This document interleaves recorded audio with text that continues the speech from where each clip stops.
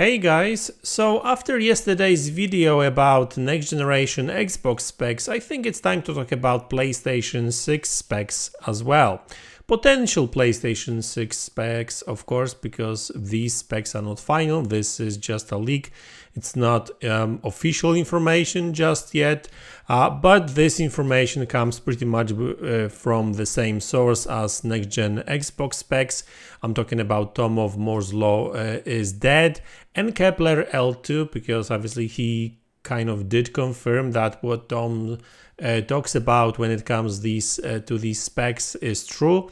And I actually do trust Kepler L2 a lot because he's a very well-known leaker. He's a data miner, somebody who has access to databases that store information about like new products, prototypes and tech tests and that kind of stuff, right? So, he knows stuff, if you know what I mean. So what about these specs then? Well, these specs are very interesting and I was actually quite surprised to see them, or these particular specs. Why? Because I think I made a video like 2 days ago saying that PlayStation is actually is going to have a little bit different strategy next gen. They will not be chasing power and performance that much. Obviously, next gen PlayStation will be better than PlayStation 5 and PlayStation 5 Pro, obviously, but it's not really going to be all about the power and that kind of stuff and high specs.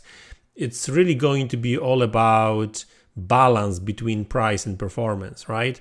Which makes sense, to be honest with you, because in a console business, it's not really about the power. It's all about, ease of play and usability and compatibility, I guess, these days as well with PlayStation and 4 and 5, etc., etc. So I guess what Nintendo tells us, the Switch 2 and how well it sells, just shows that people don't necessarily crave for power that much when it comes to consoles, and that's fine, I guess, right? So most people just want to have a cheap device, and well, I think that right now we can say anything except that these consoles, this gen consoles, are cheap, right? They're actually quite expensive, especially 5 years after this generation started.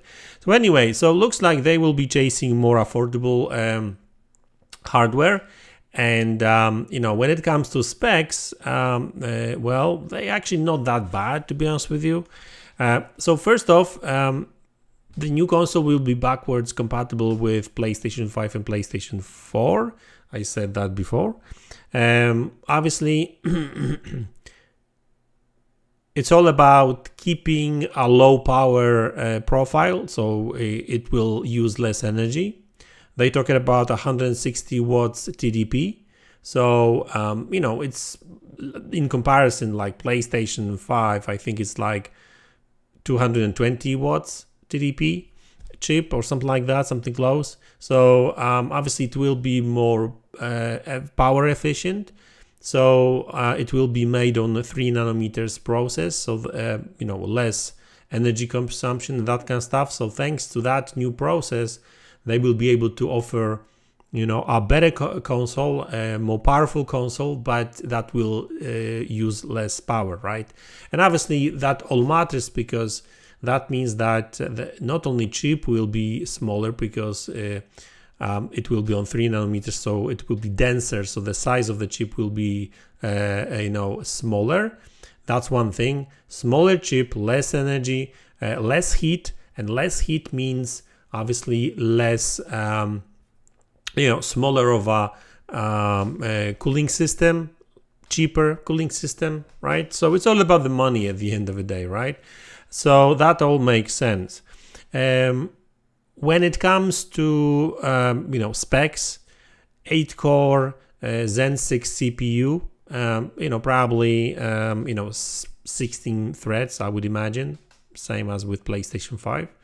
When it comes to GPU, we're talking about RDNA 5, and we're talking about 40 up to 48 RDNA 5 compute units, or should I really say cores or WGPs, I guess, because compute units are not necessarily the same as they used to be. So it's a different, I guess, different story for another video if you want. So let's call them cores for now. Memory GDDR7, very fast, 32 gigabytes per second, gigabits per second, or I think they call them giga transfers per second now. 160-bit or 192-bit bus, which is narrower than the PlayStation 5, but the fact of the matter is that the speed of that GDDR7 memory is is much higher, so I guess that makes sense. No information on how much memory they will have in PlayStation 5, PlayStation 6. No info on SSD, so I would imagine it's probably going to be a little bit faster than before. Probably going to be using similar technology and stuff.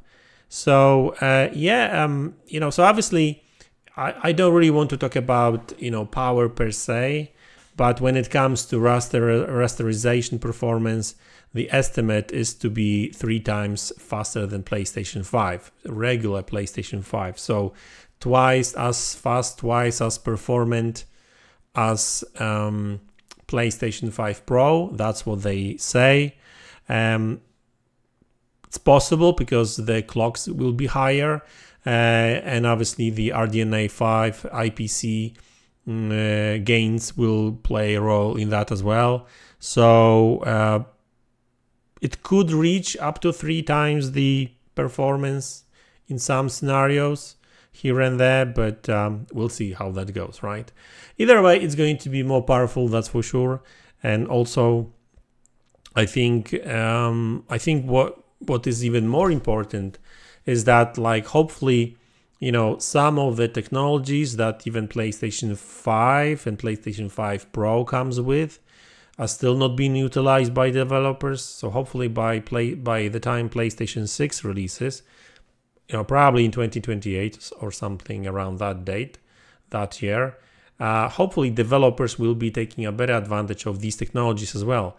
Because let's face it, this generation was rather disappointing in terms of developers using these technologies, some of the newest technologies. All that talk about super powerful and super fast SSD basically, fall flat on its face.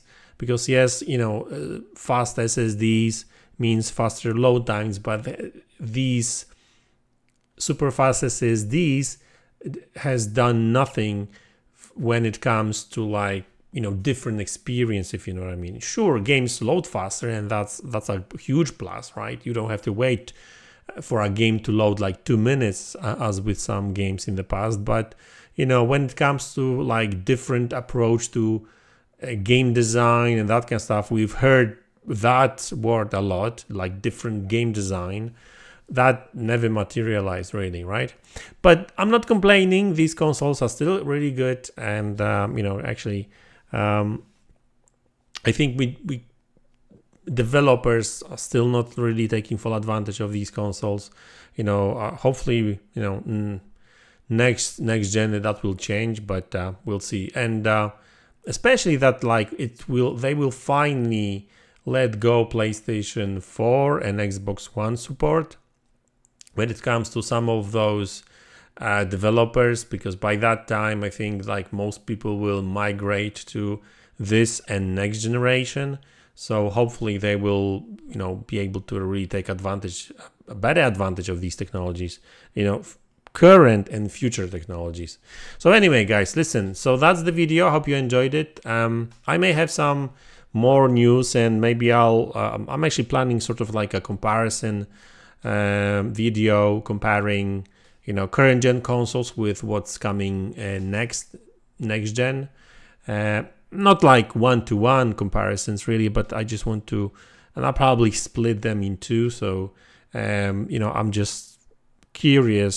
I need to do a little bit more research on, how much more powerful these consoles will be. Obviously, we still have to remember that ray tracing will be better, machine learning support will be better on these consoles as well. So that's very important, because machine learning support is getting more and more support, I guess.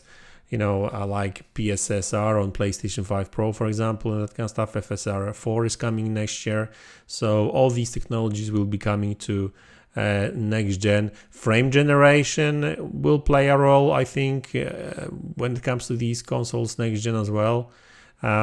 Especially, when it comes to these big open world games. I think that will make a huge splash next gen. But obviously that's not for every single game, because you don't really want to sacrifice the latency and that kind of stuff. But anyway, so that's the video. I hope you enjoyed it. Let me know in the comment section below what you think about it, and I'll see you guys in the next one. Take care.